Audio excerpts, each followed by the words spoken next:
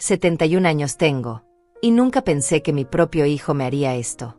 Estaba ahí, sentada en mi sillón gastado, contando los billetes de mi pensión como hago cada mes.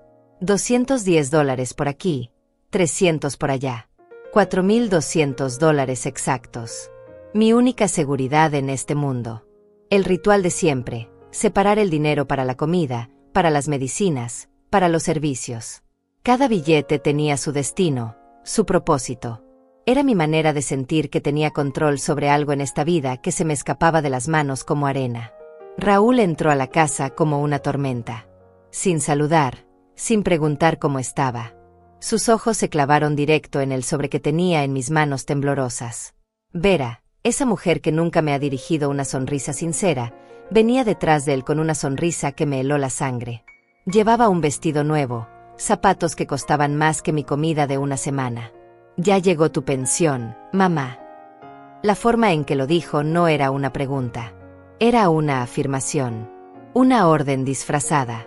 Sus ojos tenían esa mirada que conocía bien, la misma que ponía de niño cuando quería algo y sabía que lo iba a conseguir a como diera lugar.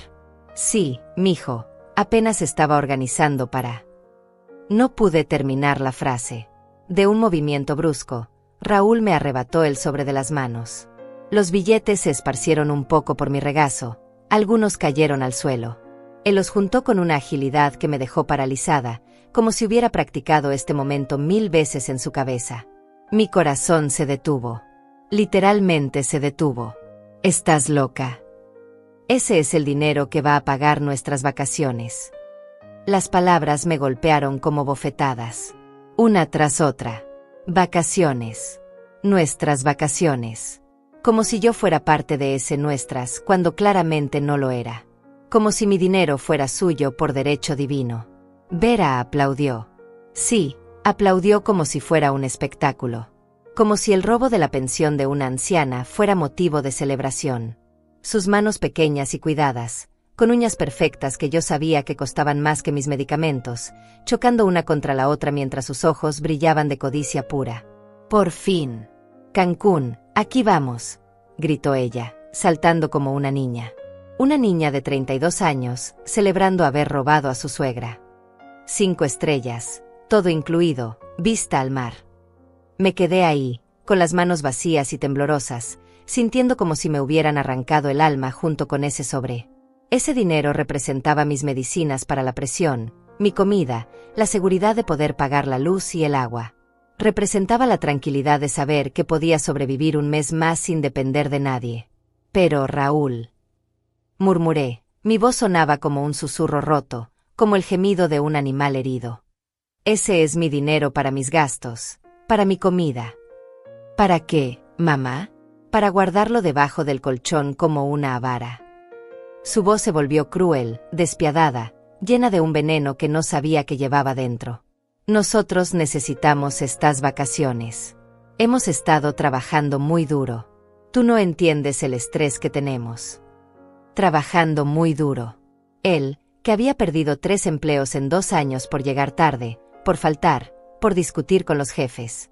Ella, que se la pasaba en el salón de belleza y comprando ropa que después devolvía para recuperar el dinero.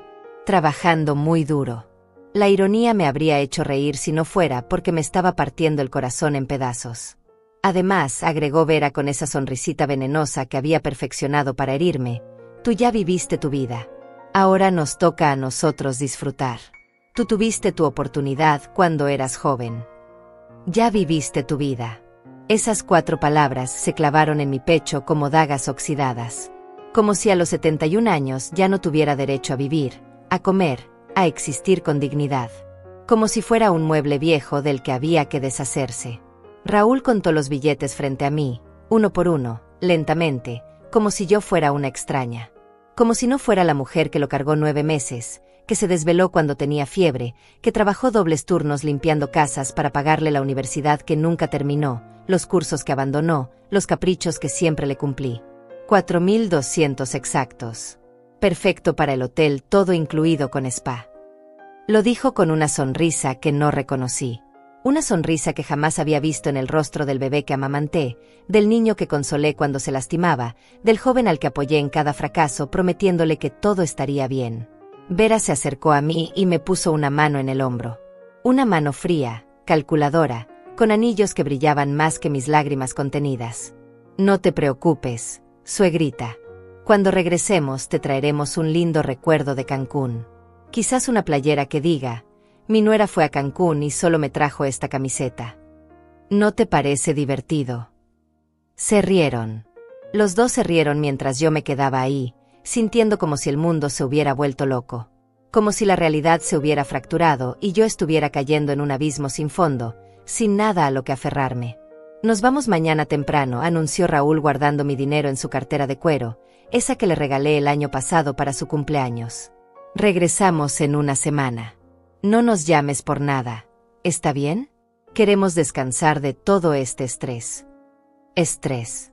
Yo era su estrés. La mujer que le dio la vida era su estrés. Se fueron como llegaron, como una tormenta que arrasa con todo y se va, dejando solo destrucción. La puerta se cerró con un golpe que resonó en toda la casa vacía. En toda mi vida vacía.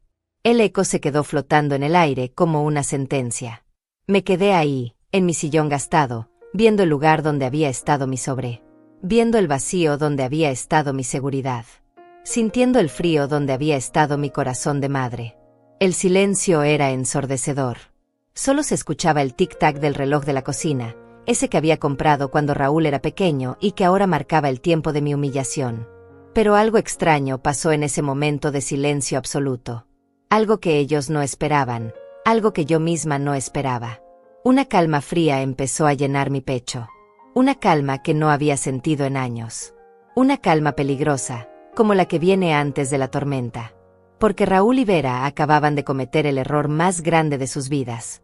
Pensaban que habían robado a una vieja indefensa.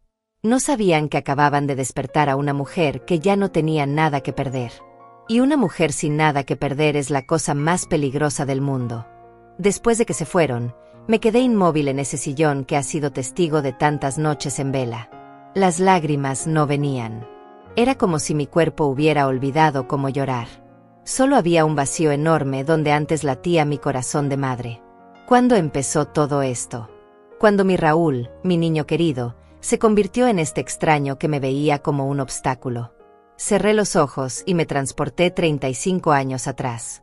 Raúl acababa de nacer, pequeñito, arrugadito, perfecto. Su padre había desaparecido cuando supo del embarazo, dejándome sola con $600 en el banco y un sueño roto. Pero tenía a mi bebé. Tenía a mi Raúl. Trabajé en 3 empleos diferentes para criarlo. De día limpiaba oficinas, de tarde cuidaba niños ajenos, de noche cosía ropa para una fábrica que me pagaba por pieza. Mis manos siempre olían a detergente y mis ojos ardían de tanto coser bajo esa lámpara amarillenta de mi cuarto. Pero valía la pena. Todo valía la pena cuando llegaba a casa y él me recibía con esa sonrisa desdentada, con esos bracitos extendidos gritando «Mami», como si fuera lo más importante del mundo.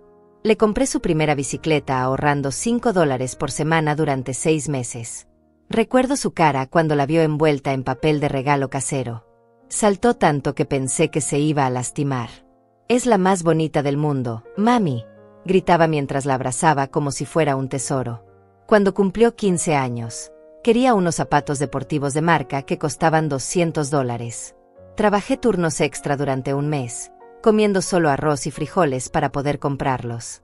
Su felicidad era mi felicidad. Su sonrisa era mi recompensa. Universidad. Esa palabra se volvió mi obsesión cuando él cumplió 18. Mi hijo va a ser profesional, me repetía mientras fregaba pisos ajenos.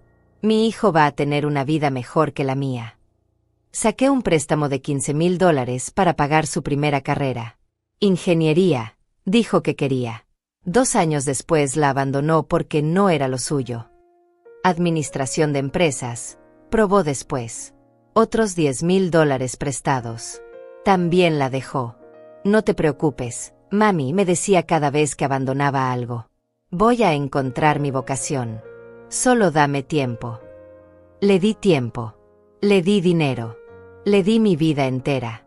Cuando conoció a Vera, Yo tenía esperanza. Al fin va a sentar cabeza, pensé. Ella venía de una familia acomodada, había estudiado en colegios privados. Seguramente iba a motivarlo, a ayudarlo a ser mejor. Qué ingenua fui. La primera vez que la llevó a casa, Vera miró mi pequeña sala con una sonrisa condescendiente. «Qué acogedor», dijo, tocando mi sillón gastado como si fuera a contagiarse de pobreza. Sus ojos recorrieron cada rincón de mi hogar, catalogando lo que encontraba, viejo, gastado, de mal gusto. Pero yo la recibí con los brazos abiertos. Cociné durante todo el día para prepararles una cena especial. Pollo en mole, arroz rojo, frijoles refritos, tortillas hechas a mano. Gasté $40 que no tenía en ingredientes frescos. Está muy condimentado para mi gusto, comentó Vera después del primer bocado. En mi casa comemos más sofisticado. Raúl no dijo nada. No me defendió. Solo asintió como si estuviera de acuerdo. Esa fue la primera grieta. Pequeña, casi imperceptible, pero ahí estaba. La boda costó $8,000. Dinero que no tenía, pero que conseguí vendiendo las pocas joyas que me había dejado mi madre. El anillo de compromiso de mi abuela, los aretes de perlas que eran mi única herencia familiar. Todo se fue para que mi hijo tuviera la boda que Vera quería. No es gran cosa, susurró ella a sus amigas durante la recepción, pero era lo que podían permitirse. Después de la boda, las visitas se volvieron menos frecuentes. Primero venían cada semana, después cada 15 días, luego una vez al mes. Siempre tenían excusas: trabajo, compromisos sociales, cansancio. Estamos muy ocupados construyendo nuestro futuro, mami, me explicaba Raúl cuando yo preguntaba por qué ya no venían. Nuestro futuro. Ya no era mi futuro o tu futuro. Era nuestro. Y yo no estaba incluida en ese nuestro. Los primeros pedidos de dinero llegaron disfrazados de emergencias. Se nos descompuso el carro. Mami, ¿nos puedes prestar $500? Vera necesita un tratamiento dental urgente. ¿Tienes $1,000 que nos puedas dar? Nunca era un préstamo real. El dinero desaparecía como agua en el desierto, y cuando yo preguntaba tímidamente cuándo me lo regresarían, Raúl se molestaba. ¿En serio me vas a cobrar, mami? Después de todo lo que has hecho por mí, ahora me cobras como si fuera un extraño. La culpa me carcomía. Tenía razón, ¿verdad? Era mi hijo. Todo lo que tenía era suyo también. Pero luego llegó mi jubilación, y con ella, mi pensión mensual de $4,200. De repente, las visitas se volvieron regulares otra vez. Muy regulares. Siempre a final de mes, cuando llegaba mi cheque. Queremos asegurarnos de que estés bien, mami, decía Raúl. Pero sus ojos no me miraban a mí. Miraban el sobre que llegaba puntualmente cada 30 días. Deberías darnos tu dinero para que lo invirtamos, sugirió Vera hace 6 meses. Nosotros entendemos mejor de finanzas. Tú solo lo gastas en tonterías. Tonterías. Mi comida era una tontería. Mis medicinas eran tonterías. Mi derecho a decidir sobre mi propio dinero era una tontería. Pero yo resistí. No, mijita. Prefiero manejarlo yo. Desde entonces, las visitas se volvieron tensas. Vera suspiraba constantemente. Raúl se veía irritado. Hacían comentarios sobre lo terca que me había vuelto, sobre lo difícil que era lidiar conmigo. Es que a esta edad ya no razonan igual, le decía Vera a Raúl, hablando de mí como si yo no estuviera ahí. Mi abuela también se puso muy rara antes de... Ya sabes. Antes de morirse. Eso era lo que no se atrevía a decir. Antes de morirse y dejar libre el dinero para que ellos lo gastaran. Y ahora, después de meses de insinuaciones y presiones sutiles, habían decidido no esperar más. Habían decidido simplemente tomarlo. Abrí los ojos y miré mi sala vacía. El mismo sillón gastado, la misma mesa rayada, las mismas cortinas descoloridas. Pero algo había cambiado. Yo había cambiado. Por primera vez en años, veía claramente. Los años de excusas, de justificaciones, de es que están pasando por una mala racha, se desvanecieron como humo. Mi hijo no me amaba. Mi nuera me despreciaba. Y los dos me veían como un medio para conseguir dinero. Pero ellos no sabían algo importante. Una mujer que ha luchado toda su vida, que ha sobrevivido al abandono, a la pobreza, a la soledad, no se rinde fácilmente. Y yo apenas estaba empezando a luchar. Los días siguientes fueron extraños. Una calma pesada se instaló en mi casa, como el silencio que viene antes de una tormenta. No había llamadas de Raúl preguntando cómo estaba, no había mensajes de texto de Vera mandándome fotos de sus comidas en restaurantes caros. Era como si hubiera dejado de existir para ellos. Pero yo estaba muy despierta. Más despierta de lo que había estado en años. El primer día después del robo, me quedé en mi sillón pensando, recordando, juntando piezas de un rompecabezas que había estado armándose frente a mis ojos sin que yo me diera cuenta. El segundo día, salí a caminar por el barrio. Necesitaba aire fresco, necesitaba pensar con claridad. Pasé por la casa de Dora, mi vecina de 70 años que siempre me saluda desde su jardín. Inés, ¿cómo estás, querida?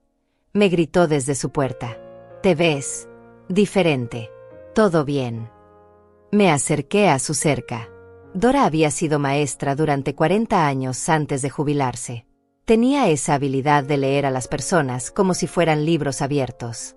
Dora, ¿puedo preguntarte algo?, le dije. ¿Tú has visto a Raúl y Vera últimamente por aquí? Su expresión cambió. Se puso incómoda, como si le hubiera preguntado algo que prefería no contestar. Bueno, sí. Los he visto, dijo lentamente. Ayer en la tarde, de hecho. Estaban cargando unas maletas muy grandes en su carro. Se veían muy contentos. El corazón se me encogió. Con mi dinero. Se habían ido de vacaciones con mi dinero y ni siquiera habían tenido la decencia de decirme adiós. También, continuó Dora, mirando hacia todos lados como si fuera a contarme un secreto. Los vi la semana pasada hablando con un hombre en traje. Estaban en tu puerta, pero tú no estabas. El hombre tenía unos papeles. Papeles.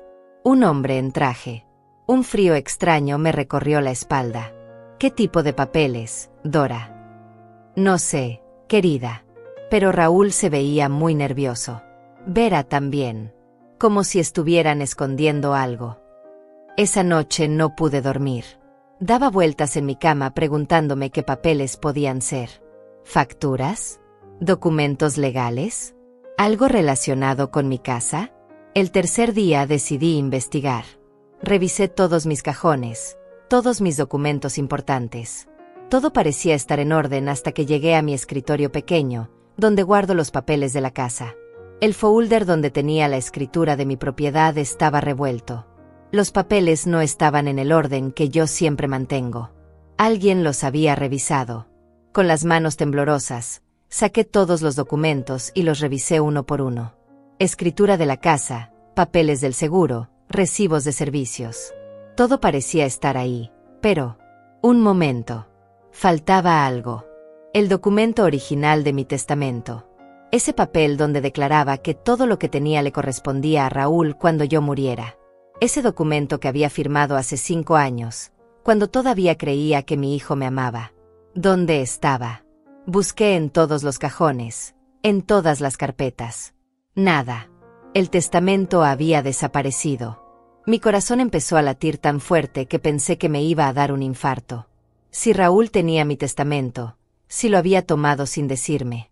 Corrí al teléfono y marqué el número del licenciado Tadeo Romero, el abogado que me había ayudado a hacer ese testamento años atrás. Era un hombre mayor, de barba canosa, que tenía su oficina a pocas cuadras de mi casa. Licenciado Romero, habla Inés Pérez. Necesito verlo urgentemente. Señora Inés, qué gusto escucharla. ¿En qué puedo ayudarla? Es sobre mi testamento, el que hicimos hace 5 años. ¿Usted tiene una copia? Por supuesto. Todos los testamentos que elaboro quedan archivados aquí. ¿Hay algún problema? Creo que alguien se llevó mi copia original. Hubo un silencio del otro lado de la línea. Señora Inés, ¿puede venir a mi oficina mañana por la mañana? Esto es algo que necesitamos discutir en persona. Al día siguiente llegué temprano a la oficina del licenciado Romero. Su secretaria, una mujer joven de anteojos, me ofreció café mientras esperaba. Mis manos temblaban tanto que casi no podía sostener la taza. «Pase, señora Inés», me dijo el licenciado después de unos minutos. Su oficina estaba llena de libros y papeles, pero todo muy ordenado. Él se veía preocupado. «Siéntese, por favor. Tengo que contarle algo que va a ser difícil de escuchar». Mi estómago se hundió. Ya sabía que las noticias iban a ser malas. Su hijo Raúl vino aquí hace 3 semanas. Traía el testamento original y me pidió que le explicara el proceso para acelerarlo. Acelerarlo. Señora Inés, su hijo me preguntó qué pasaría si usted fuera declarada incompetente mentalmente. Me preguntó sobre asilos, sobre tutela legal, sobre cómo transferir sus bienes si usted no pudiera tomar decisiones por sí misma. El mundo se me vino abajo. Literalmente sentí como si el piso se abriera debajo de mis pies. ¿Qué le dijo usted? Le dije que eso requiere un proceso legal muy específico, con evaluaciones médicas, con pruebas de que la persona realmente no puede cuidar de sí misma. No es algo que se pueda hacer así nada más. ¿Y él qué dijo? El licenciado suspiró profundamente. Me pidió referencias de doctores que pudieran hacer esas evaluaciones. Me pidió información sobre asilos económicos. Y me preguntó cuánto tiempo tomaría todo el proceso.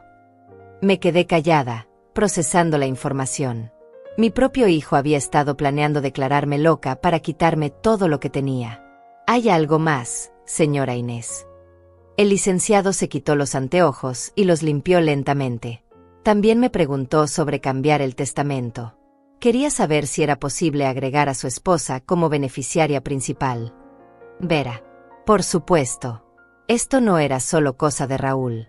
Vera había estado detrás de todo, empujándolo, planeando conmigo. ¿Qué hago, licenciado? Mi voz sonaba pequeña, rota. ¿Qué puedo hacer? Primero, vamos a hacer un nuevo testamento. Uno que refleje lo que usted realmente quiere ahora. Segundo, vamos a asegurarnos de que nadie más pueda tomar decisiones sobre su vida sin su consentimiento. Pero ¿y si Raúl ya tiene planes? ¿Y si ya encontró doctores dispuestos a declararme incompetente? El licenciado se inclinó hacia adelante y me tomó las manos. Eran manos cálidas, honestas. Señora Inés, usted está perfectamente bien. Está lúcida, está consciente, puede tomar sus propias decisiones. Ningún doctor ético la declararía incompetente. Pero tenemos que actuar rápido. Salí de esa oficina con una mezcla de terror y determinación. Terror por lo que mi hijo había estado planeando. Determinación porque ahora sabía exactamente contra qué estaba luchando. Raúl y Vera no solo querían mi dinero. Querían mi vida entera. Querían encerrarme en un asilo y quedarse con todo lo que había trabajado durante 70 años. Pero cometieron un error. Un error muy grande. Se fueron de vacaciones con mi dinero pensando que yo iba a quedarme en casa, callada, esperando a que regresaran para continuar con sus planes. No sabían que durante esa semana que iban a estar fuera, yo iba a estar muy ocupada planeando su destrucción. Los siguientes días fueron los más solitarios de mi vida, pero también los más reveladores. Mi casa se sentía diferente sin la presencia tóxica de Raúl y Vera. Era como si pudiera respirar por primera vez en meses. Me levanté cada mañana con una sensación extraña en el pecho. Al principio pensé que era tristeza, pero después me di cuenta de que era algo que no había sentido en años. Libertad. La libertad de no tener que fingir que estaba bien cuando no lo estaba. La libertad de no tener que pretender que no veía sus miradas de desprecio. El primer día después de mi visita al licenciado Romero, me dediqué a revisar cada rincón de mi casa. No solo buscaba más documentos perdidos. Buscaba pistas. Señales de que habían estado husmeando en mis cosas más de lo que yo sabía. En mi recámara, encontré mi joyero revuelto. Las pocas joyas que me quedaban estaban fuera de lugar. Mi anillo de matrimonio, que nunca me quito, había sido movido de su lugar habitual en mi mesita de noche. ¿Lo habían estado evaluando? ¿Calculando cuánto valía? En la cocina, mi pequeña lata donde guardo mis ahorros de emergencia había sido abierta. Solo tenía $200 ahí, dinero para emergencias reales. Seguía ahí, pero la lata no estaba en la posición exacta donde yo siempre la dejo. La habían revisado. Estaban catalogando todo lo que tenía, como buitres esperando que muriera. El segundo día, decidí hacer algo que no había hecho en meses: salir a caminar por el mercado local. Necesitaba comida, pero más que eso, necesitaba ver gente normal. Gente que no me viera como un obstáculo o una fuente de dinero. Doña Carmen, que vende frutas en el puesto de la esquina, me recibió con su sonrisa de siempre. Inés, ¿cómo está usted? La veo más, no sé, más animada hoy. Gracias, Carmen. ¿Cómo están sus nietos? Hablamos durante 20 minutos sobre sus nietos, sobre el clima, sobre las noticias del barrio. Conversación normal. Conversación donde yo importaba como persona, no como una cuenta bancaria ambulante. Cuando llegué a casa, tenía 3 mensajes en mi contestadora. El primero era de una voz que no reconocí. Señora Pérez, habla del Hospital San Miguel. Su hijo Raúl nos pidió que la contactáramos para programar una evaluación médica completa. Por favor, llámenos al... Borré el mensaje antes de que terminara. Ya había empezado. Desde Cancún, mi hijo estaba activando su plan. El segundo mensaje era de otra voz desconocida. Buenos días, señora Pérez. Hablamos del hogar geriátrico Valle Dorado. Entendemos que está interesada en conocer nuestras instalaciones. Su familia ya nos contactó y... Borré ese también. Un asilo. Ya habían estado viendo asilos para mí. El tercer mensaje me heló la sangre. Era la voz de Vera, pero no me estaba hablando a mí. Era un mensaje que habían enviado por error, probablemente mientras configuraban su nuevo teléfono desde Cancún. No te preocupes, amor. Cuando regresemos, ya tendremos todo listo. El doctor Salinas dijo que con $1,500 puede hacer el reporte que necesitamos. Dice que es fácil: pérdida de memoria, comportamiento errático, incapacidad para manejar finanzas. La viejita ni se va a dar cuenta. La grabación se cortó ahí. $1,500. Ese era el precio de mi libertad. Ese era lo que costaba comprar un diagnóstico falso que me declararía incompetente mental. Me senté en mi sillón y por primera vez en días, lloré. Pero no lloré de tristeza. Lloré de rabia. De una rabia pura, limpia, que me llenó desde los pies hasta la cabeza. ¿Cómo se atrevían? ¿Cómo se atrevía mi propio hijo a planear destruir mi vida así? Y por dinero. Todo por dinero. Esa noche no dormí. Me quedé despierta haciendo cálculos, haciendo planes. Si ellos podían ser estratégicos, yo también. Al día siguiente llamé al licenciado Romero. Licenciado, necesito que me ayude con algo más. ¿Usted conoce a un doctor Salinas? ¿Rafael Salinas? Sí, lo conozco. ¿Por qué pregunta? Es honesto. Hubo una pausa larga. Señora Inés, el doctor Salinas perdió su licencia hace 2 años por falsificar reportes médicos. ¿Dónde escuchó ese nombre? Le conté sobre el mensaje accidental de Vera. El licenciado suspiró profundamente. Esto es más serio de lo que pensé. Van a falsificar un reporte médico. Eso es un delito federal. ¿Qué puedo hacer? ¿Tiene grabado ese mensaje? Sí. Guárdelo. Lo vamos a necesitar. Y señora Inés, vamos a necesitar más evidencia. Si realmente van a hacer esto, necesitamos estar preparados. Después de colgar, me quedé pensando. Evidencia. Necesitaba más evidencia. Esa tarde fui a la casa de Dora. Ella estaba regando sus plantas cuando llegué. Dora, ¿te puedo pedir un favor muy grande? Claro, querida. ¿Qué necesitas? ¿Podrías ayudarme a estar atenta a lo que pasa en mi casa cuando Raúl y Vera regresen? Creo que van a intentar hacer algo malo. Le conté todo. Dora me escuchó con los ojos cada vez más grandes.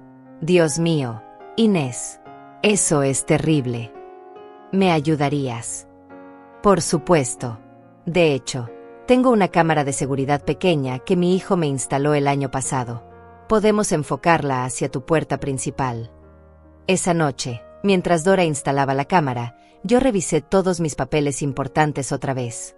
Esta vez los fotografié con el teléfono que Raúl me había regalado el año pasado, probablemente para espiarme. Ahora me daba cuenta. También llamé a mi banco. Buenos días. Habla Inés Pérez. Tengo la cuenta número 4471. Sí, esa. Quiero cambiar todas las autorizaciones de mi cuenta. Quiero remover a todas las personas autorizadas y agregar una nueva contraseña de seguridad. ¿Está segura, señora Pérez? Su hijo Raúl ha estado autorizado durante 5 años. Completamente segura. A partir de ahora, solo yo puedo acceder a mi dinero. Cuando colgué, sentí algo que no había sentido en años. Control. Por primera vez en mucho tiempo, yo tenía el control sobre mi propia vida. El 6º día, recibí una llamada de un número desconocido. ¿Señora Pérez? Habla el doctor Salinas. Tengo entendido que su familia está preocupada por su salud mental. Doctor Salinas, lo interrumpí con una voz más fría de lo que había usado en mi vida. Tengo entendido que usted perdió su licencia médica hace 2 años. Silencio total del otro lado. No sé de qué me habla, señora.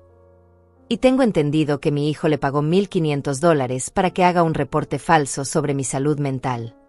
Más silencio. Señora, creo que hay una confusión. No hay ninguna confusión, doctor. Y quiero que sepa algo. Estoy grabando esta llamada. Colgó inmediatamente. Esa noche me senté en mi sillón con una taza de té de manzanilla, viendo por la ventana hacia la calle vacía. En 2 días, Raúl y Vera regresarían de sus vacaciones pagadas con mi dinero. Regresarían esperando encontrar a una vieja débil y confundida, lista para ser manipulada. Pero iban a encontrar algo muy diferente. Iban a encontrar a una mujer que ya sabía todos sus planes. Una mujer que tenía evidencia. Una mujer que ya no tenía miedo. Una mujer que estaba lista para la guerra. El 7º día fue cuando decidí tomar el control completamente. Ya no era suficiente estar a la defensiva. Si Raúl y Vera querían jugar sucio, yo les iba a enseñar cómo se jugaba realmente. Me levanté temprano, a las 6 de la mañana, con una claridad mental que no había tenido en años. Hice mi café, me vestí con mi mejor ropa, un vestido gris que había guardado para ocasiones especiales, y salí de casa con una determinación que me sorprendió a mí misma. Mi primera parada fue el banco. Necesitaba información precisa sobre el movimiento de mis cuentas en los últimos meses. Buenos días, le dije a la cajera, una muchacha joven de sonrisa amable. Necesito un estado de cuenta detallado de los últimos 6 meses. Mientras imprimía los papeles, revisé cada transacción. Ahí estaba todo, los retiros autorizados que Raúl había hecho usando mi tarjeta adicional. $500 en marzo.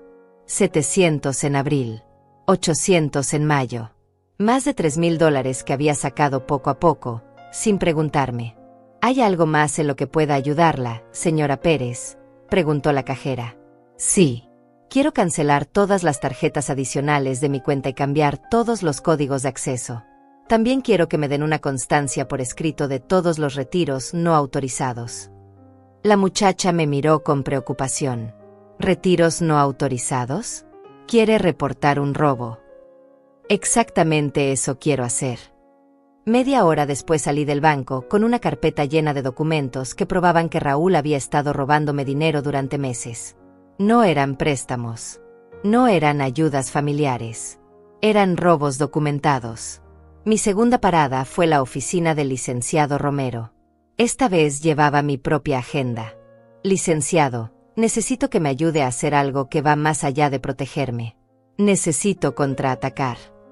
Me miró con curiosidad. ¿Qué tiene en mente, señora Inés? Quiero demandar a mi hijo por robo, por fraude y por intento de coerción. Tengo las pruebas. Le mostré los estados de cuenta, le reproduje el mensaje accidental de Vera donde hablaba del doctor Salinas, le conté sobre las llamadas del hospital y del asilo. El licenciado silbó bajito. Esto es muy serio. Con esta evidencia, no solo puede protegerse legalmente, sino que puede presentar cargos criminales. ¿Cuánto tiempo necesita para preparar todo? 2 días. Para cuando ellos regresen de Cancún, vamos a tener todo listo. Mi tercera parada fue inesperada, incluso para mí. Fui al centro comercial donde trabaja Hilario, el hermano menor de Vera. Él siempre había sido diferente al resto de su familia, más humilde, más trabajador. Había escuchado a Vera quejarse de él muchas veces, diciendo que era el fracaso de la familia porque trabajaba en una tienda de electrónicos en lugar de tener una carrera universitaria. Lo encontré organizando televisores en el mostrador. ¿Hilario? Soy Inés, la suegra de tu hermana Vera. Se sorprendió al verme. Doña Inés, ¿qué hace por aquí? Necesito hablar contigo. Tienes unos minutos en tu descanso. Nos sentamos en la cafetería del centro comercial. Hilario se veía nervioso, como si supiera que algo malo estaba pasando. Hilario, ¿tú sabías que tu hermana y mi hijo se fueron de vacaciones a Cancún? Sí. Vera me mandó fotos por WhatsApp. Se ven muy contentos. ¿Sabías que pagaron esas vacaciones con mi pensión? Con dinero que me robaron. Su expresión cambió completamente. ¿Cómo dice? Le conté todo. El robo del sobre, los planes de declararme incompetente, los retiros no autorizados. Hilario se puso más pálido con cada detalle. Yo sabía que algo estaba raro, murmuró finalmente. Vera me dijo que usted les había dado dinero para las vacaciones, pero se veía muy nerviosa cuando me lo contó. Y hace unas semanas me preguntó cosas extrañas sobre asilos, sobre cuánto costaban. ¿Qué más te preguntó? Me preguntó si yo sabía de doctores que, como lo dijo, que fueran flexibles con los diagnósticos. Yo le dije que no sabía de qué me hablaba. Hilario se quedó callado por un momento, jugando con su café. Doña Inés, yo quiero mucho a mi hermana, pero lo que me está contando, eso está mal. Muy mal. ¿Me ayudarías? ¿Me ayudarías a demostrar la verdad? Sin dudarlo, asintió. ¿Qué necesita que haga? Necesito que me mandes capturas de pantalla de todas las fotos que Vera te mandó de Cancún. Especialmente las que muestren el hotel caro, los restaurantes, las compras. Necesito evidencia de que gastaron una fortuna allá. Lo haré ahora mismo. Mientras Hilario me mandaba las fotos al teléfono, yo me di cuenta de algo importante. No estaba sola en esto. Había gente buena dispuesta a ayudarme, gente que entendía la diferencia entre lo correcto y lo incorrecto. Mi cuarta parada fue la más dolorosa. Fui a la casa donde había vivido con Raúl cuando era niño, la casa que había vendido para comprar mi departamento actual. Los nuevos dueños eran una pareja joven con 2 niños pequeños. No sé por qué fui ahí. Tal vez necesitaba recordar tiempos mejores, cuando Raúl realmente me amaba. O tal vez necesitaba cerrar ese capítulo de mi vida para siempre. Me quedé parada en la banqueta, viendo a los niños jugar en el jardín que yo había cuidado durante años. Sus risas me recordaron a Raúl cuando tenía esa edad, cuando corría hacia mí después de la escuela gritando «Mami», con esa sonrisa pura que derretía mi corazón. ¿En qué momento se había roto todo? ¿En qué momento mi niño amoroso se había convertido en este hombre que me robaba y planeaba encerrarme en un asilo? Una lágrima rodó por mi mejilla, pero no era una lágrima de tristeza. Era una lágrima de despedida. Me estaba despidiendo del hijo que había perdido hace años, del hijo que probablemente nunca había existido realmente. Regresé a casa al atardecer, cargada de documentos, de evidencias, de un plan sólido. Dora me esperaba en su jardín. ¿Cómo te fue, querida? Bien, Dora. Todo está saliendo bien. Mañana regresan, ¿verdad? Sí. Mañana empieza el verdadero espectáculo. Esa noche preparé todo meticulosamente. Organicé todos los documentos en carpetas separadas, evidencia bancaria, grabaciones de audio, capturas de pantalla, testimonios. Cada pieza de evidencia estaba marcada y catalogada como me había enseñado el licenciado Romero. También preparé algo más. Un discurso. Algo que había estado escribiendo en mi cabeza durante días. Las palabras exactas que le iba a decir a Raúl cuando llegara a robar lo que quedaba de mi dignidad.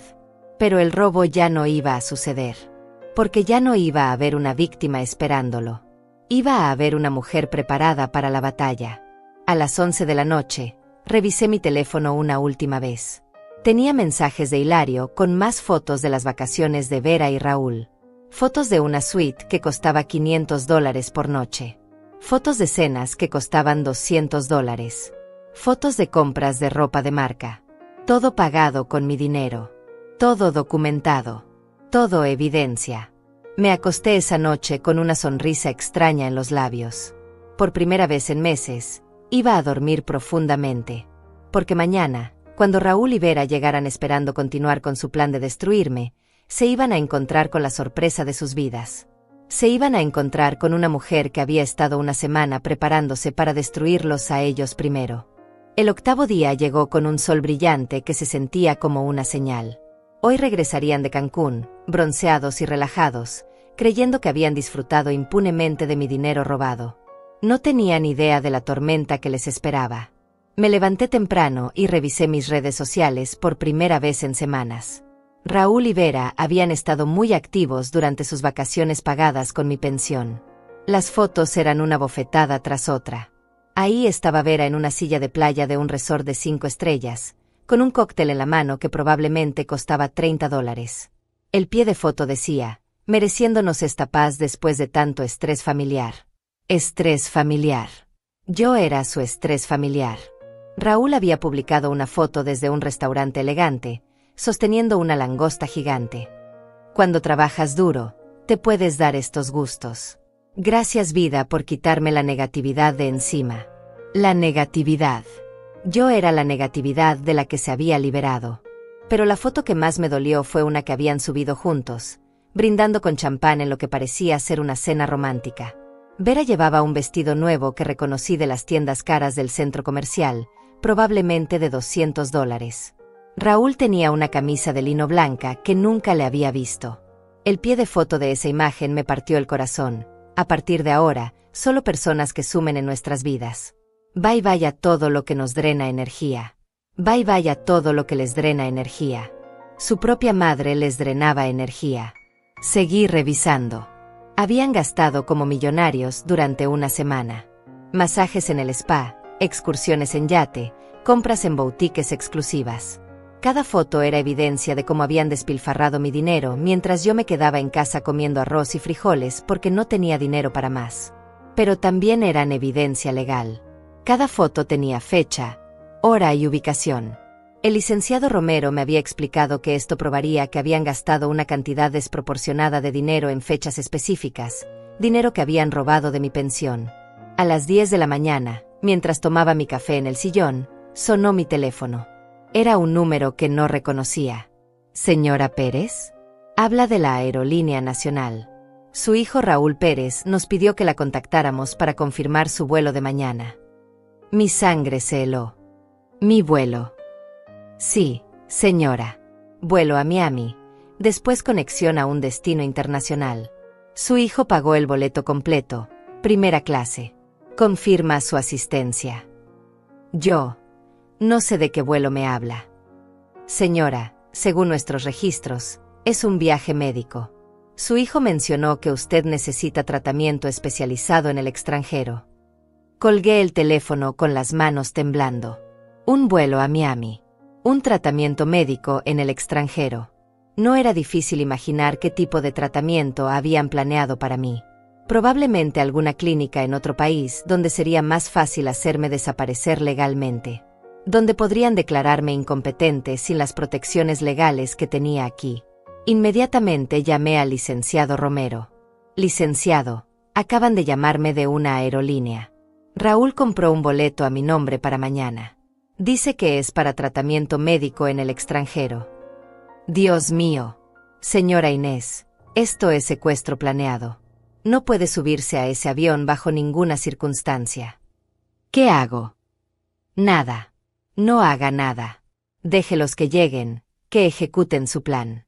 Pero ahora vamos a estar listos para arrestarlos en el momento exacto en que lo intenten. Después de colgar, me senté a procesar lo que acababa de escuchar.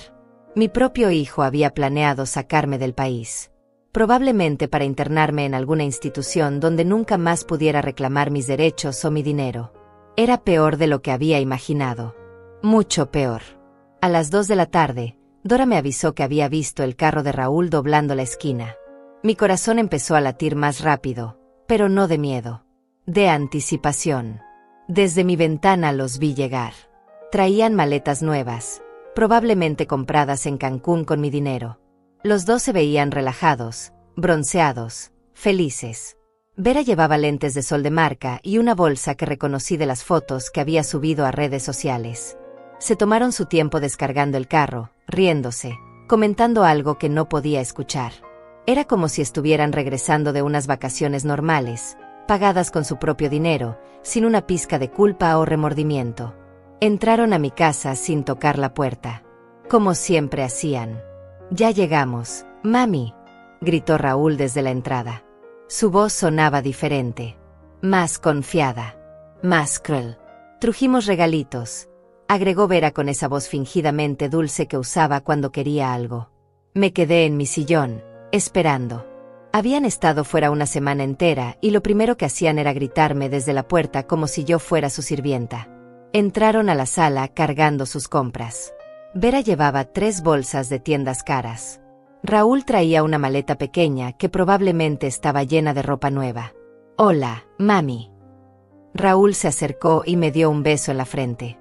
Un beso que se sintió como hielo. «¿Cómo te portaste mientras no estábamos?» Como si fuera una niña. Como si necesitara que me cuidaran. «Te trajimos esto», Vera me extendió una bolsita pequeña. Adentro había una playera blanca barata con la palabra Cancún en letras de colores chillantes. Probablemente costaba $5 en cualquier puesto de souvenirs. $5. Después de gastar mi pensión completa de $4,200 en lujos para ellos, me traían un regalo de $5. «Gracias», murmuré, sosteniendo la playera barata. «¿No te emociona?», preguntó Vera con una sonrisa falsa. «Pensamos mucho en ti mientras estábamos allá». Mentira. Si hubieran pensado en mí, no habrían gastado mi dinero de comida y medicinas en masajes y champán. «Oye, mami», Raúl se sentó en el sillón frente a mí. «Tenemos que hablar de algo importante». Aquí venía. El momento que habían estado planeando. «Vera y yo hemos estado pensando mucho en tu situación. En tu salud». «Mi salud». «Sí. Estamos preocupados por ti. Has estado muy confundida últimamente». Vera asintió dramáticamente. «Sí, suegrita. Hemos notado que olvidas cosas, que tomas decisiones raras. Como cuando nos gritaste por el dinero antes de irnos». «¿Gritaste?» Ni siquiera había levantado la voz cuando me robaron mi pensión. «Conseguimos una cita con un especialista», continuó Raúl. «Mañana. Es un doctor muy bueno que va a evaluarte». «¿Evaluarme para qué?» «Para ver si necesitas ayuda. Si necesitas que alguien más maneje tus finanzas y tome decisiones importantes por ti». Ahí estaba. Finalmente habían mostrado sus cartas. «También», agregó Vera, «encontramos un lugar muy bonito donde podrías estar más cómoda. Con gente de tu edad, con cuidado médico las 24 horas. Un asilo. Querían encerrarme en un asilo. «¿Y si yo no quiero?», pregunté con voz suave. Raúl y Vera intercambiaron una mirada que había visto antes, cuando conspiraban contra mí. «Mami, no es tu decisión», dijo Raúl con una paciencia fingida que me dio náuseas. «Ya no estás en condiciones de tomar decisiones importantes. Por eso nosotros tenemos que hacernos cargo». De hecho, Vera sacó unos papeles de su bolsa. «Ya tenemos todo listo. Solo necesitas firmar aquí». Me extendió los documentos. Eran formularios para transferir la tutela legal de mi persona y mis bienes a Raúl. Mi casa, mi dinero, mi vida entera, en sus manos. Los miré a los dos, sentados ahí con sus bronceados de Cancún, con su ropa nueva comprada con mi dinero, extendiendo los papeles que me convertirían en su prisionera legal. Y entonces sonreí. Fue una sonrisa pequeña, tranquila, que los desconcertó completamente. «¿Sabes qué, Raúl?», dije con una calma que no sabía que tenía. «Tienes razón». Los dos se relajaron, pensando que había sido más fácil de lo que esperaban. «Tienes razón en que alguien necesita tomar decisiones importantes aquí». «Exacto, mami. Ya verás que. Pero esa persona no vas a ser tú». La sonrisa se desvaneció del rostro de Raúl como si alguien hubiera apagado una luz. Vera dejó caer los papeles de tutela que tenía en las manos. «¿Qué dijiste?», preguntó Raúl, con esa voz que usaba cuando las cosas no salían como él esperaba. Me levanté de mi sillón lentamente, sintiendo como si hubiera crecido 10 centímetros. Por primera vez en meses, yo era quien tenía el control de la situación. Dije que tienes razón. Alguien necesita tomar decisiones importantes aquí. Pero esa persona soy yo. Caminé hacia mi mesa del comedor, donde había preparado todo cuidadosamente esa mañana. 3 carpetas gruesas esperaban ahí, organizadas con la precisión de alguien que había sido secretaria durante 20 años antes de casarse. Verán, continué, manteniendo mi voz serena mientras abría la primera carpeta. Mientras ustedes estaban disfrutando de mi pensión robada en Cancún, yo estuve muy ocupada aquí. ¿Robada? Vera se puso de pie indignada. No robamos nada. Ese dinero era para emergencias familiares. Emergencias familiares. Saqué los estados de cuenta del banco y se los mostré. Una suite de $500 por noche es una emergencia familiar, Vera. La cara de Vera se puso pálida. Raúl se acercó para ver los papeles. ¿Cenas de $200 son emergencias familiares? ¿Masajes en el spa? ¿Excursiones en yate? Mi voz se iba endureciendo con cada palabra. ¿Ropa de marca? ¿Zapatos de $400? ¿Cómo? ¿Cómo tienes esas fotos?, balbuceó Vera. Las subiste tú misma a tus redes sociales, querida. Cada compra, cada lujo, cada peso de mi dinero que gastaron. Todo documentado con fecha, hora y lugar. Raúl intentó recuperar el control. Mami, esto es un malentendido. Nosotros. No hay malentendido. Por primera vez en años, grité. Grité con toda la rabia acumulada, con toda la humillación tragada. Me robaron mi pensión. La arrancaste de mis manos. Tú nos la diste. Empezó a decir Vera. Mentira. Mi voz resonó en toda la casa. Me la arrebataste de las manos mientras yo la contaba. Y tú aplaudiste como una niña malcriada. Abrí la segunda carpeta y saqué las impresiones de sus publicaciones en redes sociales. Bye bye a todo lo que nos drena energía, leí en voz alta la publicación de Vera. Yo soy lo que les drena energía. Su propia madre les drena energía. Gracias vida por quitarme la negatividad de encima, continué leyendo la publicación de Raúl. Yo soy la negatividad de la que te liberaste. La madre que te crió sola, que trabajó 3 empleos para darte una educación, que se sacrificó por ti durante 35 años. Raúl y Vera se miraron entre ellos, claramente calculando cómo salir de esta situación. Pero eso no es lo peor, dije, abriendo la tercera carpeta. Lo peor es esto. Saqué la grabación del mensaje accidental de Vera y presioné play en mi teléfono. No te preocupes, amor. Cuando regresemos, ya tendremos todo listo. El doctor Salinas dijo que con $1,500 puede hacer el reporte que necesitamos. Dice que es fácil. Pérdida de memoria, comportamiento errático, incapacidad para manejar finanzas. La viejita ni se va a dar cuenta. El silencio que siguió era tan pesado que se podía cortar con un cuchillo. Vera se había puesto verde. Raúl tenía la boca abierta como un pez fuera del agua. $1,500, repetí lentamente. Ese era el precio de mi libertad. Ese era lo que costaba comprar un diagnóstico falso para declararme loca. Mami, yo puedo explicar. Raúl intentó acercarse, pero yo levanté la mano para detenerlo. No. Ya no hay explicaciones. Ya no hay mentiras. Ya no hay manipulación. Saqué más documentos de la carpeta.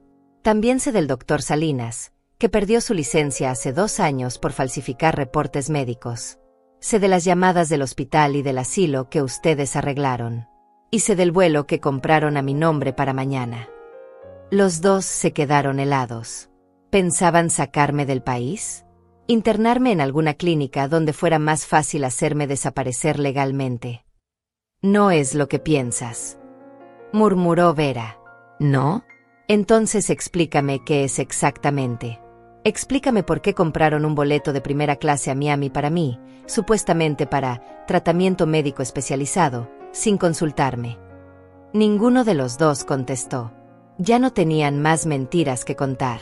¿Saben qué es lo más triste de todo esto? Continué. Que yo los habría ayudado si me hubieran pedido honestamente.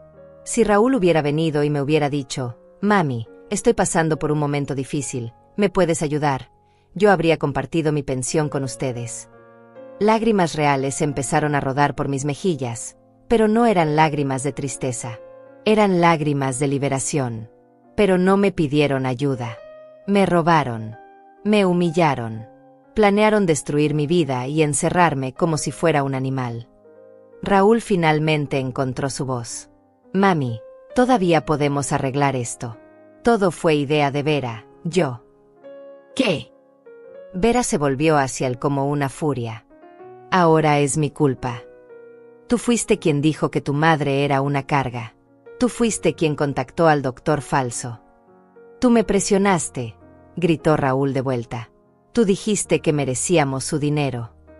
Los vi pelearse como animales, culpándose mutuamente, mostrando por fin su verdadera naturaleza. Y me di cuenta de algo.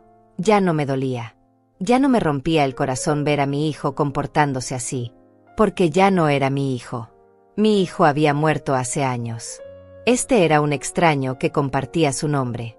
«¡Basta!», grité, y los dos se callaron inmediatamente. ¿Saben qué? Tienen razón en una cosa. Alguien sí va a salir de aquí hoy. Caminé hacia la puerta y la abrí de par en par.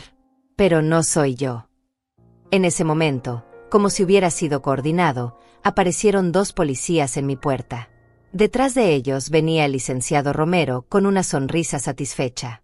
«Señora Pérez», dijo uno de los oficiales, «venimos por la denuncia de robo y fraude que presentó». «Raúl Pérez y Vera Salinas», continuó el otro oficial, «están bajo arresto por robo de fondos de pensión, fraude documentario y conspiración para cometer secuestro».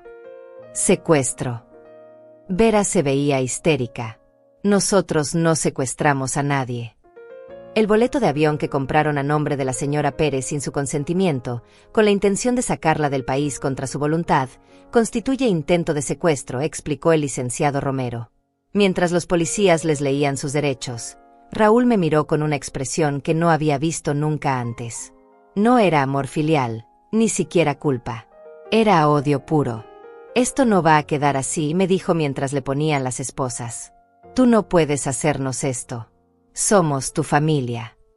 Me acerqué a él, a ese extraño que alguna vez había sido mi bebé, y le hablé con una voz que no reconocí como mía.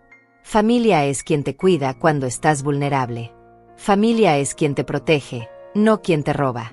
Familia es quien te ama sin condiciones, no quien planea encerrarte para quedarse con tu dinero». Hice una pausa, mirándolo directamente a los ojos. «Ustedes no son mi familia. Son ladrones que compartían mi mesa». Mientras se los llevaban esposados, Vera gritaba histéricamente sobre injusticias y malentendidos. Raúl iba en silencio, pero volteó una vez para mirarme con esos ojos llenos de veneno. Cuando el carro de la policía se alejó, me quedé parada en mi puerta, viendo cómo desaparecían de mi vista. Por primera vez en años, mi casa se sentía realmente mía. Por primera vez en años, podía respirar. Por primera vez en años, era libre. Los días que siguieron al arresto fueron extraños. No buenos, no malos. Simplemente extraños. Era como despertar después de una pesadilla que había durado años y no saber bien si estaba despierta o si esto era otro sueño. La primera señal de que todo había cambiado llegó esa misma noche. Recibí una llamada de un número desconocido. Por un momento pensé que era Raúl o Vera llamando desde la estación de policía, pero era una voz de mujer que no reconocí. «¿Señora Pérez?», habla Luisa Aguilar, soy la hermana mayor de Vera. Mi estómago se tensó. Aquí venía la familia de Vera a defenderla, a decirme que era una víctima ingrata que había destruido a 2 jóvenes inocentes. «Señora Pérez, llamé para pedirle una disculpa». Eso no me lo esperaba. ¿Una disculpa? Sí. Hilario me contó todo lo que pasó, todo lo que mi hermana y su esposo le hicieron. Su voz temblaba de vergüenza. Como familia, fallamos. Deberíamos haber visto las señales, deberíamos haber intervenido. Usted no tiene por qué disculparse por... Sí tengo que hacerlo. Vera siempre fue codiciosa, desde niña. Pero pensé que al casarse iba a cambiar. Pensé que Raúl la iba a hacer mejor persona. Hizo una pausa larga. Me equivoqué. Él la hizo peor. Hablamos durante media hora. Luisa me contó que la familia de Vera había empezado a sospechar que algo estaba mal cuando vieron las fotos de Cancún. Ninguno de los dos tenía un trabajo estable, de donde habían sacado dinero para unas vacaciones tan caras. Hilario nos dijo que usted les había dado dinero, pero algo no sonaba bien. Vera nunca había mencionado que usted fuera generosa con ellos. Al contrario, siempre se quejaba de que usted era tacaña. Tacaña. Porque no les daba todo mi dinero inmediatamente. Cuando Hilario nos enseñó los mensajes y las fotos que usted le pidió que guardara, toda la familia se sintió avergonzada. Lo que hicieron es imperdonable. Después de colgar, me quedé pensando en esa conversación. Había gente buena en el mundo. Gente que reconocía lo correcto y lo incorrecto. No todos eran como Raúl y Vera. El segundo día trajo más sorpresas. El licenciado Romero me llamó temprano. Señora Inés, tengo noticias. Raúl y Vera intentaron hacer fianza, pero no pudieron conseguir el dinero. ¿Cuánto era la fianza? $50,000 para cada uno. Al parecer, ninguno de sus familiares o amigos quiso ayudarlos. Por supuesto que no. Cuando la gente descubre que eres capaz de robarle a tu propia madre, empiezan a preguntarse qué más eres capaz de hacer. Pero hay algo más. Vera está tratando de hacer un trato con la fiscalía. Quiere testificar contra Raúl a cambio de una sentencia reducida. ¿Testificar qué? Que todo fue idea de él. Que él la manipuló, que ella era solo una víctima de la influencia de su esposo. No me sorprendía. Vera siempre había sido cobarde cuando las cosas se ponían difíciles. ¿Y Raúl? Raúl está furioso. Su abogado dice que él también quiere hacer un trato. Dice que va a probar que usted los manipuló a ellos, que usted les prometió dinero y después se arrepintió. Eso me dolió más de lo que esperaba.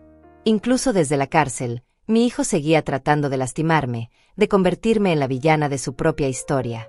El tercer día llegó la visita que más me impactó. Estaba regando mis plantas cuando sonó el timbre. Al abrir la puerta, encontré a una mujer joven de unos 25 años que no reconocí. ¿Señora Pérez? Soy Fabiana, la prima de Raúl, hija de su hermana Rosa. Rosa, la hermana de Raúl que había muerto en un accidente cuando él tenía 20 años. Rosa que siempre había sido la hermana responsable, la que me defendía cuando el resto de la familia decía que estaba malcriando a Raúl. Fabiana, ¿qué haces aquí? Vine a verla porque necesitaba disculparme en nombre de mi familia. La invité a pasar. Fabiana se sentó en mi sillón, el mismo donde Raúl se había sentado cuando me robó, y empezó a llorar. Señora Inés, todos sabíamos que Raúl tenía problemas.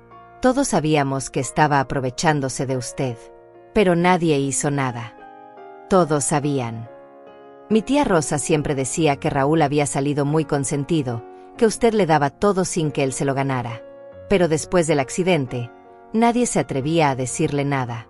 Usted ya había perdido a Rosa, no queríamos que perdiera a Raúl también. Pero Rosa tenía razón, ¿verdad? Fabiana asintió mientras se secaba las lágrimas. Mi madre me prohibió venir aquí, pero yo tenía que hacerlo. Tenía que decirle que no todos en la familia somos como Raúl. Tu madre también sabía. Todos sabíamos. En las reuniones familiares, Raúl siempre aparecía con cosas nuevas que claramente no podía costear. Ropa cara, un carro nuevo, vacaciones. Cuando le preguntábamos de dónde sacaba el dinero, siempre decía que usted se lo daba porque lo amaba mucho. Y ustedes le creían. No queríamos meterlo en problemas. Pensábamos que usted tenía más dinero del que realmente tiene. Pensábamos que era su decisión dárselo. Fabiana me contó que cuando se enteraron del arresto, toda la familia se reunió para hablar. Algunos defendían a Raúl, diciendo que yo había sido demasiado dura. Pero otros, especialmente los más jóvenes como ella, sabían que lo que había hecho estaba mal. ¿Sabe qué es lo más triste?, me preguntó. Que Raúl siempre hablaba mal de usted en las reuniones familiares. Decía que era egoísta, que era tacaña, que no entendía las necesidades de los jóvenes. Eso me partió el corazón. Durante años, Mientras yo me preocupaba por él, mientras sacrificaba mis propias necesidades por las suyas, él había estado hablando mal de mí con toda la familia.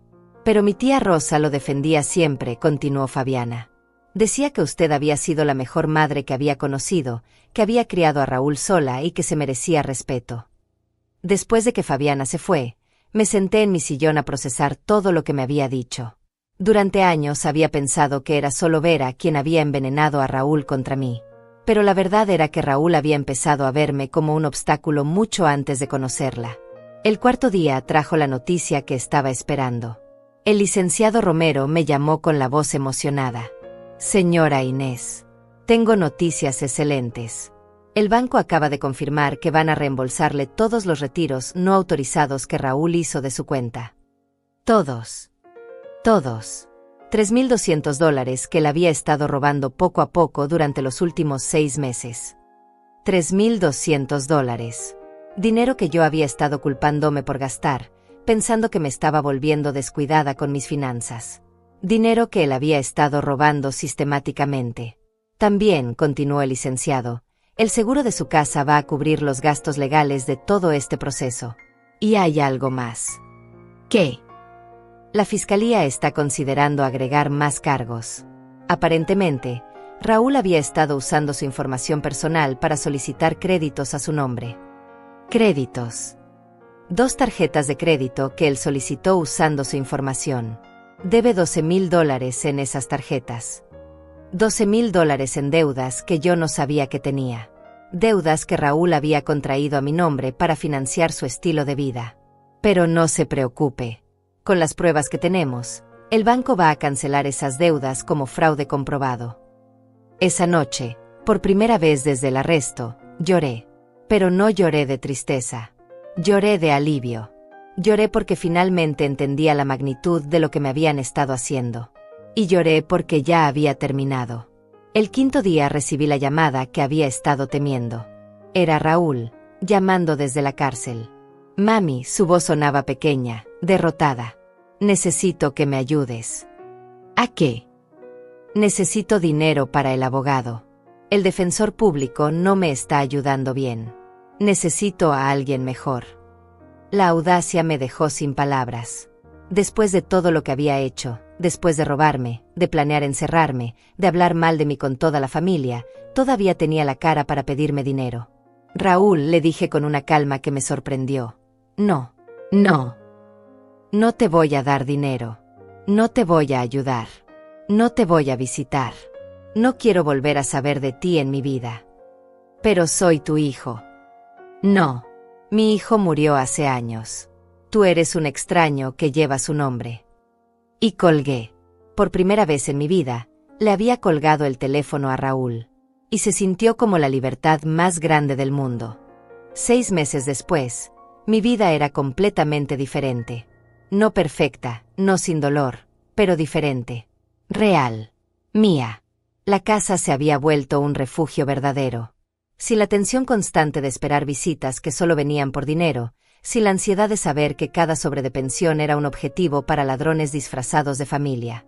Ahora, cuando sonaba el timbre, era Dora trayéndome flores de su jardín, o Fabiana visitándome los domingos, o el licenciado Romero con buenas noticias sobre el caso. El juicio había terminado la semana pasada.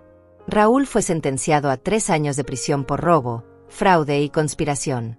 Vera recibió 2 años por su cooperación con la fiscalía, aunque su testimonio contra Raúl no la había salvado tanto como esperaba. Al final, los jueces vieron claramente que ambos habían sido igualmente culpables. Durante el juicio, tuve que testificar. Fue uno de los días más duros de mi vida, pero también uno de los más liberadores. Parada frente a ese juez, contando mi historia con mi propia voz, viendo cómo Raúl evitaba mi mirada mientras yo describía cada humillación, cada robo, cada plan cruel que habían hecho en mi contra. ¿Y cómo se sintió usted, señora Pérez?, me preguntó el fiscal, cuando descubrió que su propio hijo había planeado internarla en un asilo usando un diagnóstico médico falso. Como si hubiera estado criando a un extraño durante 35 años, respondí. Como si el bebé al que amamanté, el niño al que consolé, el joven al que apoyé en cada fracaso, hubiera sido reemplazado por alguien capaz de destruir a su propia madre por dinero. Hubo silencio total en esa sala. Algunos jurados tenían lágrimas en los ojos. Cuando el juez leyó las sentencias, Raúl finalmente me miró. Esperaba ver arrepentimiento, dolor, algo que me dijera que quedaba algo del hijo que había amado. Pero solo vi resentimiento. Hasta el final, yo era la culpable en su mente. Yo era quien había arruinado su plan perfecto. Vera lloró histéricamente cuando escuchó su sentencia. Gritó que era injusto, que ella había sido manipulada, que yo la había manipulado para testificar contra ellos. Hasta el final, buscando a alguien más a quien culpar por sus propias decisiones. Lo saqué de la sala sin voltear atrás. Después del juicio, muchas cosas cambiaron. El banco no solo me devolvió todo el dinero robado, sino que me ofreció un programa especial de protección para adultos mayores. Ahora tengo alertas automáticas para cualquier movimiento inusual en mis cuentas, y nadie puede acceder a mi dinero sin mi autorización directa y una confirmación por teléfono. La casa también cambió. Con el dinero recuperado y la compensación que me dieron por los daños emocionales, pude hacer algunas reparaciones que había estado posponiendo. Pinté las paredes de un amarillo suave que me da paz. Cambié las cortinas por unas nuevas que dejan entrar más luz. Compré plantas nuevas para el jardín. Pero el cambio más grande fui yo. Por las mañanas me levanto sin esa sensación de terror en el estómago, sin preguntarme qué nueva humillación me esperaba ese día. Desayuno despacio, leyendo el periódico, tomando mi café sin prisa. A veces pongo música, algo que no había hecho en años porque Raúl siempre decía que mi música era de viejas. Los domingos voy a misa, no porque sea muy religiosa, sino porque me gusta la paz de ese lugar. Después del servicio, muchas veces almuerzo con otras señoras de mi edad. Hablamos de nuestros nietos, de las noticias, de recetas. Conversaciones normales de gente normal. Una de esas señoras, Olga Romero, hermana del licenciado, me dijo algo que me marcó mucho. Inés, te ves 10 años más joven desde que te liberaste de esa toxicidad. Toxicidad. Esa era la palabra perfecta. Durante años había estado viviendo en un ambiente tóxico, pensando que era amor familiar. 3 meses después del juicio, recibí una carta de Raúl desde la prisión. La leí una vez y la tiré a la basura sin contestar. Era más de lo mismo. Justificaciones, victimización, intentos de hacerme sentir culpable.